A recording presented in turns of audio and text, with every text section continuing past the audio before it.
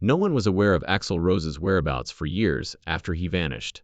However, he appeared entirely different when he took the stage in 2025, at the age of 63. He had been concealing something behind the walls of his $5 million Malibu property. A $1 million collection of supercars. A recording studio that nobody mentions.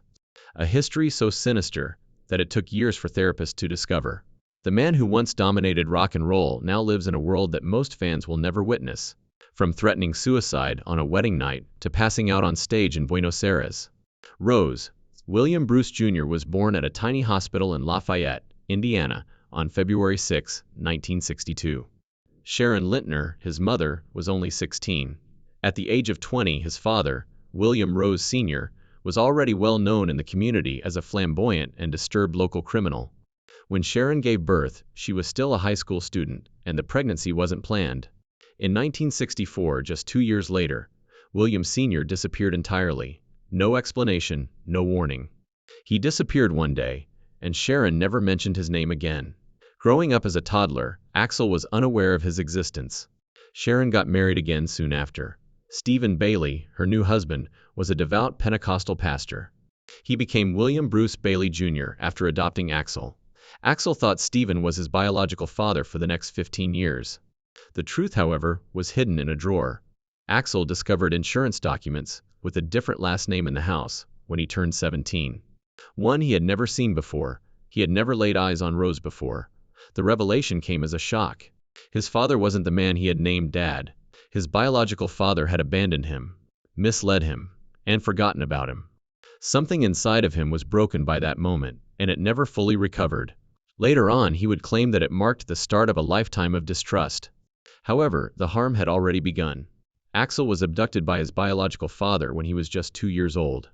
Axl was too little to know how or why. Later, though, in his 30s, memories started to come back during therapy. Not gentle, not compassionate. He recalled a shot, a needle. He recalled being moved. He recalled witnessing a violent incident involving his mother. Doctors couldn't adequately explain the damage to his muscles and legs. Everything was genuine. It was corroborated by 1960s court records. William Sr. had been charged by Sharon with cruelty and kidnapping. When Axl questioned his grandmother as an adult, she confirmed that the stories were real. Before he could even talk, he had suffered severe injuries.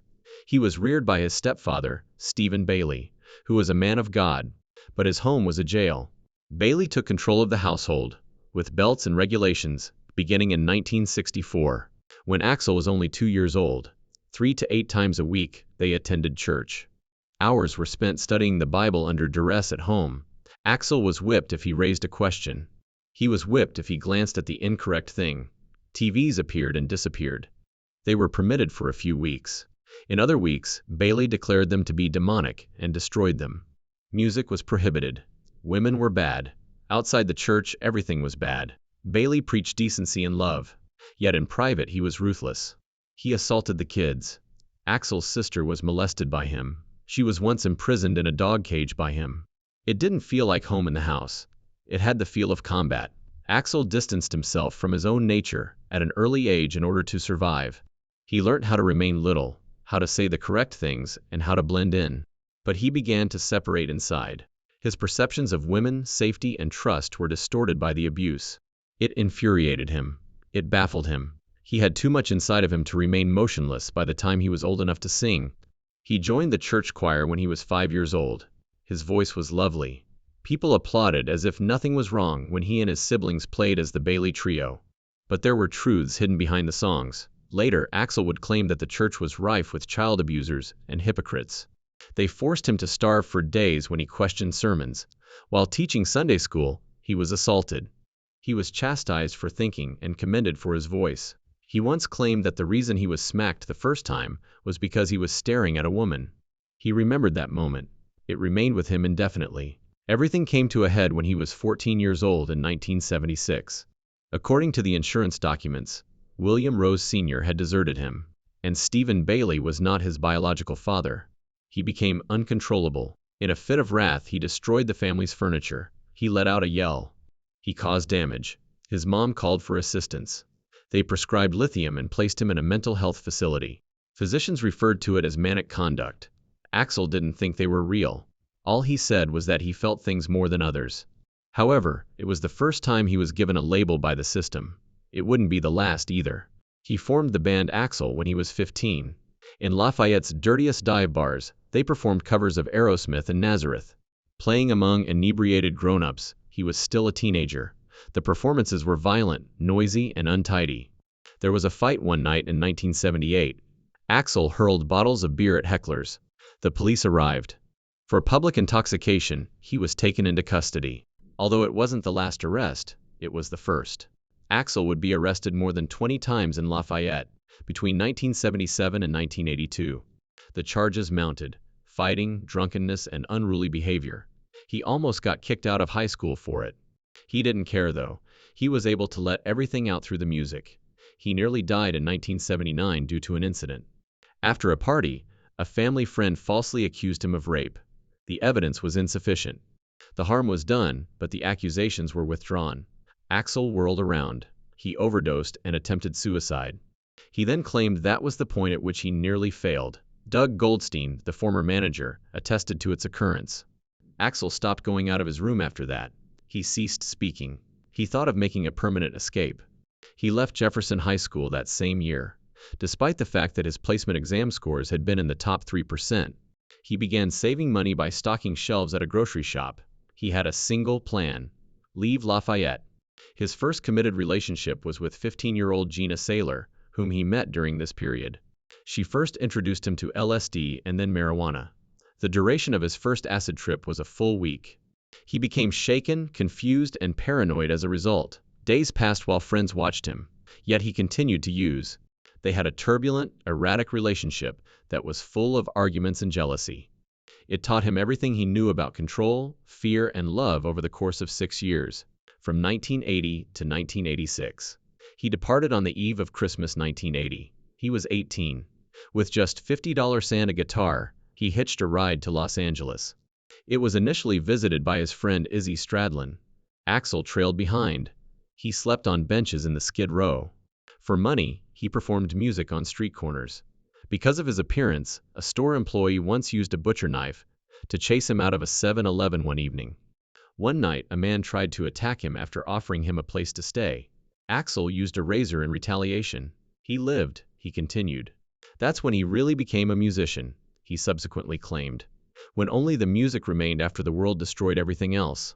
He joined forces with Chris Webber and Izzy Stradlin to form Hollywood Rose in June 1983. They performed The Troubadour and recorded 5 songs, but the band disbanded quickly. Arguments, fights, and members leaving.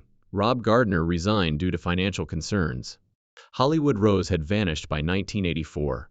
The Troubadour hosted Guns N' Roses' debut performance on March 26, 1985.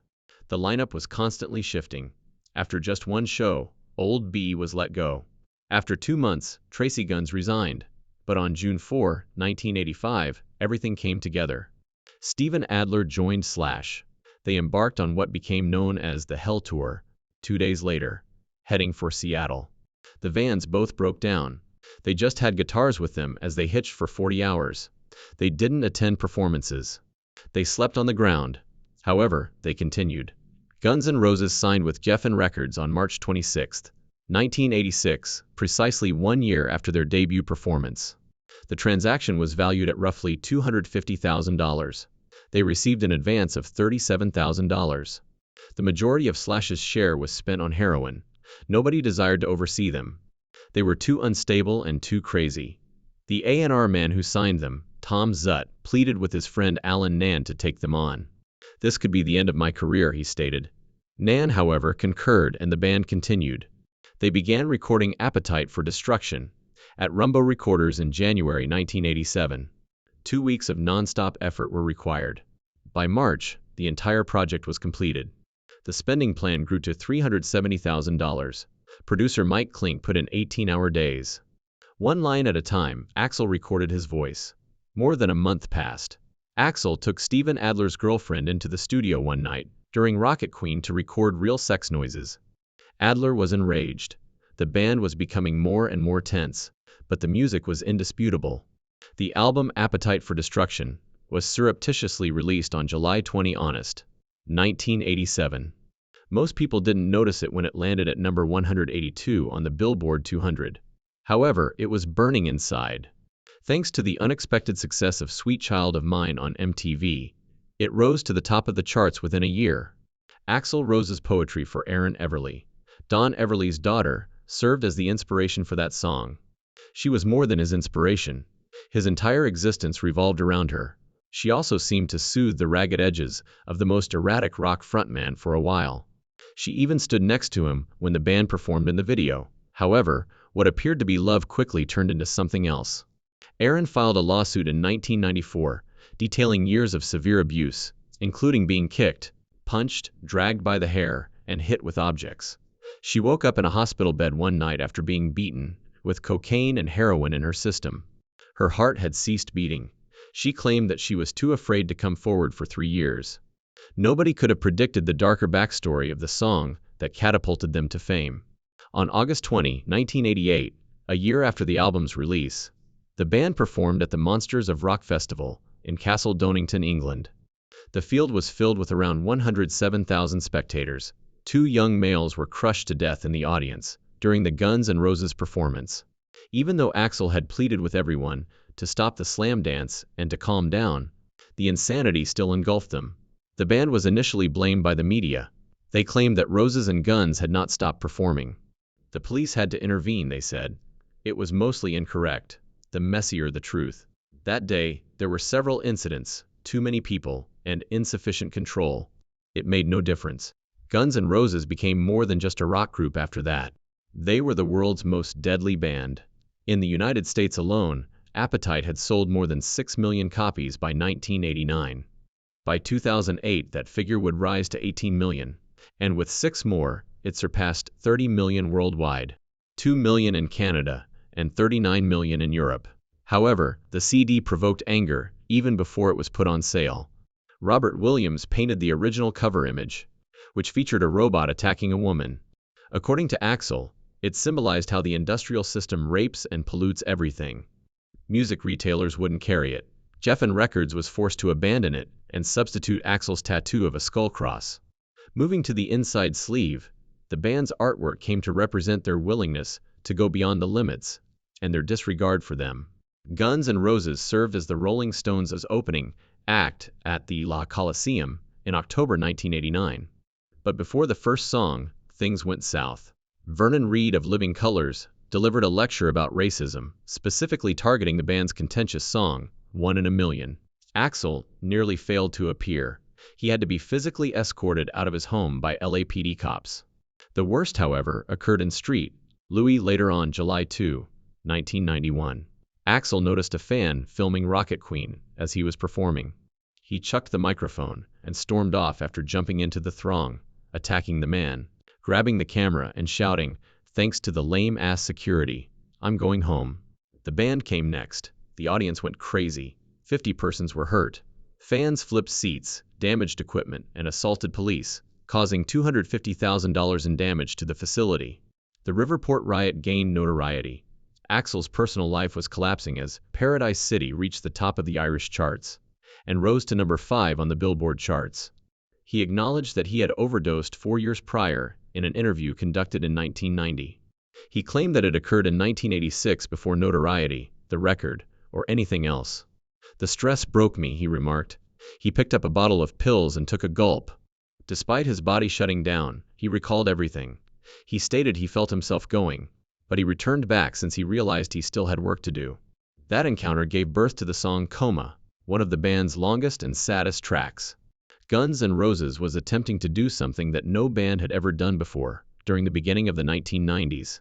They weren't making an album. They had to make use of your illusion. From January 13, 1990 to August 3, 1991, I and the Heckers were recorded at Studio 56, Conway, and the M record plant. Appetite had been produced by Mike Klink, but this time was different. Slash stated they recorded 36 songs in 36 days, but it took a year and a half for Axl to finish his vocals. Following a brawl over drum samples, Bob Clear Mountain, the first engineer, was let go. Bill Price was their starting point. They never actually laughed about it, despite Klink's assurance to Slash that they would. Over 14 million copies of Use Your Illusion were sold globally, but the mayhem continued.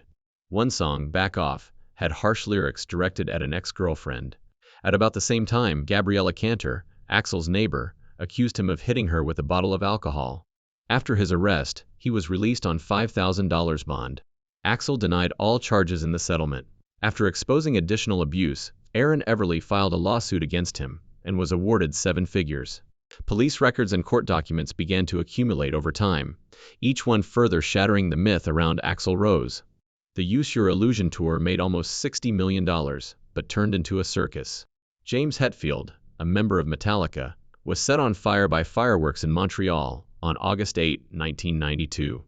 They were meant to be covered by Guns N' Roses. Instead, blaming his throat, Axl arrived 2 hours late, sang 9 songs, and then left. About 53,000 individuals were incensed. Approximately 2,000 people joined the ensuing ruckus. Tear gas was deployed by police. People were injured, dozens were arrested, cars were overturned, and street lighting were destroyed. Excuses were ignored by the headlines once more. The issue was the band. Millions were spent on the Don't Cry music video. A 1966, Shelby was driven off a cliff by Slash. Blind Melon's Shannon Hoon provided background vocals. Axl's girlfriend at the time, supermodel Stephanie Seymour, performed in sequences that reflected their real-life disputes. Similar to Aaron, Axl had vowed suicide when arguing with her. A fan puts up a banner that reads, "Where's Izzy?" in one of the photos, referring to guitarist Izzy Stradlin, who left the band in November 1991. He considered the film a needless indulgence and went away for good. After then, Axl wrote about his childhood trauma for the first time in the garden. Axl's voice was followed like a shadow by the spectral vocals of Shannon Hoon. In April 1992, the tour arrived at Wembley, where Axl joined Queen and Elton John for an homage to Freddie Mercury. However, he was disintegrating. His weight soared due to stress and medication. His voice broke more frequently. He began discussing eating difficulties candidly. His own suffering, which he had attempted to avoid, was now catching up with him. River Phoenix crashed outside the Viper Room on October 30, 1993. He overdosed on cocaine and heroin and died. There, Axl had performed. He knew the place. He was devastated by River's passing. Due to disputes over royalties, Axl had dismissed the remaining members of the original band by 1994. $5 million was spent on the lawsuits. It would be 6 years before he released another song. Oh My God from the End of Day soundtrack in 1999 was his debut solo performance. There was silence everywhere else. Chinese Democracy followed. It was meant to be a resurgence. It turned into a warning instead. The album burned up $13 million in studio rent between 1994 and 2008. $50,000 per month. 48 songs were recorded. For some, Axl tracked between 50 and 60 variations. Engineers were paid to wait about while he vanished for days. Geffen shut it off in 2004. Axl continued to pay cash. He filed a lawsuit against Doug Goldstein, his former manager, in 1998 for embezzlement of $8.5 million. Before reaching a settlement, Goldstein spent $500,000 on attorneys. According to the evidence, Axl had employed spies to keep tabs on his fellow musicians, prohibited Slash's top hat, and imposed restrictions on everything, including clothing and diet. On January 14, 2001 at Rock in Rio, 200,000 people witnessed Axl walk out with dreadlocks and cornrows. He attacked a photographer backstage, yelled at security during the performance, then paid $50,000 to have it removed. He informed the audience that his former band attempted to prevent him from attending. He wasn't finished. He just didn't want to be who he was before. Finally, on November 23, 2008, Chinese Democracy was released. On the Billboard, it peaked at number 3. It sold 3 million copies. That was insufficient. 13 years have passed. It was meant to be flawless. Critics loathed it. The fans were perplexed. Axl accused the press. They were biased, he claimed. Tom Zoot, a former Geffen executive, stated that it ought to have been issued as a solo album. It turned into a $13 million lesson about how momentum can be killed by perfection. Then, somehow, everything changed.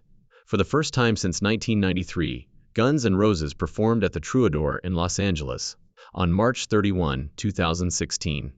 While at Mr. Brownstone, Axl broke his foot. Doctors advised waiting 4 weeks. He performed sitting down while using Dave Grohl's Throne. Not in This Lifetime was the name of the reunion tour. It earned $584.2 million from 158 performances. 5 were sold. 37 million tickets. 17.7 million people attended 2 nights at London Stadium. It would never happen, Axl had once claimed. Then it did. The release date of Hard School was September 24, 2021. Vocals from 1999 were featured. The voices of the Appetite lineup came together for the first time in decades. However, Axl's tone was shifting. He had to cancel a gig in Glasgow in 2022 due to severe vocal strain. He was warned by doctors that the high cries and those B6 notes may harm him forever.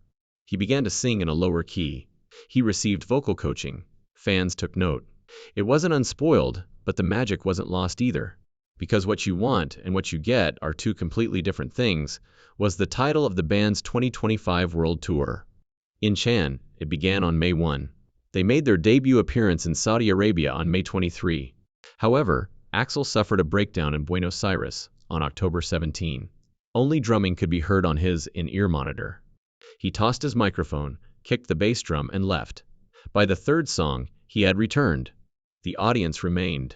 The drummer wasn't the issue, according to the band. All Axl did was snap. A few things remained constant.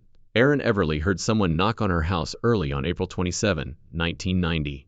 The time was 4:00 a.m., and there was Axl Rose, standing there looking crazed. He threatened to commit suicide if she didn't marry him, and he claimed to have a pistol in his car. Yes, she replied. A day later, they were in Cupid's wedding chapel in Las Vegas, exchanging vows. The world was unaware that their wedding was not a party. It was the start of something dreadful. The marriage had been dissolved by January 1991. However, the trauma that occurred during those 9 months left lifelong scars. Erin filed a lawsuit in 1994, which led to a universe that fans could never have envisioned. Behind the celebrity, there was savagery, according to witness statements, court documents, and medical reports. She said that she was hospitalized because of the severity of the beating. She claimed that in order to keep her under control, he destroyed her belongings, brandished pistols in front of her, and removed all the doors from her flat. She had bruises on her body. Sometimes unconscious, sometimes bloodied. According to Axl's justification, she provoked him. She weighed 104 pounds and stood 5. He was 145 and 5. The defense was that Stephanie Seymour was the next woman to arrive in his life. In 1991 it began. They became engaged in February 1993, but their engagement lasted just 3 weeks. She was accused of cheating by Axl. She accused him of assault. He filed a lawsuit against her for jewels worth $100,000, which included a 4.5-carat engagement ring. She immediately sued him back. She testified in court about how he kicked her down the stairs, hit her, and struck her during a 1992 Christmas party. She claimed to have a bleeding nose and a black eye. She acknowledged that she retaliated by grasping his testicles. Amy, his sister, had a glimpse of it. She claimed that Stephanie likes to push things to the limit, but she never witnessed Axl punch her. Between the lawsuits and the bruises, the truth was most likely. Axl was by that point looking for answers in places that most people would never go. He began undergoing a process known as former life regression therapy in 1992. He claimed that in 15 or 16 previous lifetimes, he and Stephanie had been together. He claimed to have seen memories from hundreds or perhaps thousands of years ago while under hypnosis. For him, these memories were more than just tales. They were authentic. He claimed that they clarified the reasons behind his paranoia, his belief that others were attempting to drain his energy, and the way his relationships constantly descended into chaos. He thought that other lifetimes, not simply this one, were the source of his suffering. Axl was diagnosed with bipolar disorder in 1989, 3 years before to the therapy. Lithium was prescribed to him. He refused to accept it. It ruined his creativity, he claimed. I just felt things more than other people, he added. He wished to avoid becoming numb. His music was strong because of that same sensitivity, but it also caused chaos in his life. The peaks were really high. The lows were horrifying. His vocal cords have been a persistent issue for him. He's fallen apart. He has been absent for extended periods of time. He has fought the world less often than he has fought himself. Axl spent $3.6 million in a Malibu mansion in 1992. the year he began therapy. The home is situated on 4 acres, with a view of the Pacific Ocean. It features gardens that resemble a private forest, a gym, an infinity pool, and lofty ceilings. It currently has a value of between 4.2 and 5.3 million. It's not merely a house, it's a stronghold. He hides there from everything that has harmed him. He can vanish without anyone noticing because of the privacy. The house isn't silent, though. There are several roaring machinery in the garage. Over $2.5 million for a Ferrari Enzo. The Porsche 9118 Spider, which he purchased for $845,000. $1 million worth of Porsche Carrera GT before Ferrari would allow him to purchase the Enzo. He had to prove himself. They're not merely for show. He is the only one driving them along the coast, allowing the sound of the engines to overpower all other sounds. The extent of his generosity is not visible to the general population. He gave the American Red Cross $200,000 following the September 11th attacks. He was an advocate for environmental problems, particularly those related to the Amazon. In 2024, he assisted in the founding of the Axl Rose Foundation, which aims to aid impoverished children and families. He doesn't give it much thought. The majority of people are unaware of it. Additionally, he never forgot his initial companions. Axl didn't cut off Guns N' Roses' original drummer, Steven Adler, after he was expelled due to drug use in 1990. On national television, Adler later underwent rehabilitation. Axl provided backstage assistance. He has also contributed to AIDS charity. In the 1980s and 1990s, when terror pervaded every concert hall and backstage corridor, he experienced the worst of the crisis. Many people were unable to attend. That he never forgot. Something changed in 2025. People were surprised when Axl Rose, then 63, took the stage. He had shed a significant amount of weight. On May Honest, the tour began in Incheon, South Korea. He appeared lighter, more focused, and more alive, according to his admirers. Because what you desire and what you receive are two entirely different things, is the title of the tour. That name spoke it all. At a huge rock event in Europe on July 30 Honest, the tour was scheduled to come to a close. New energy, new drummer. The old fire, however, remained. Axl continues to labor behind the gates of the estate back in Malibu. He has a complete recording studio at home. He continues to compose music. Although he doesn't reveal their identities, he mentors up-and-coming musicians. He is not a social media user. He hardly ever does interviews. However, the world continues to observe him when he leaves. It's more than just a house near the sea. He records there, performs there, and reminisces about what it was like to enjoy music before things became complicated. He did something unexpected in September 2025. He revealed a series of comic novels. Axl Rose, Appetite for Destruction is the title. Axl, who is half machine and half human, lives in a futuristic metropolis where people and robots struggle for survival in this neon-lit cyberpunk setting. It's a loud piece of art. Despite its oddness, the plot makes sense in some way. The price of the basic hardcover is $39.99. The price of the Axl signed deluxe edition is $299.99. Although this is his first foray into storytelling, it won't be his last. He continues to perform. The band recently concluded a Latin American tour. In October 2025, he lost his temper due to a technical issue in Buenos Aires. His in-ear monitors stopped working. He momentarily lost it. It was captured on camera. The video became widely shared. It wasn't ego, though. It was annoyance. His goal was for the show to be flawless. He was still concerned. He did.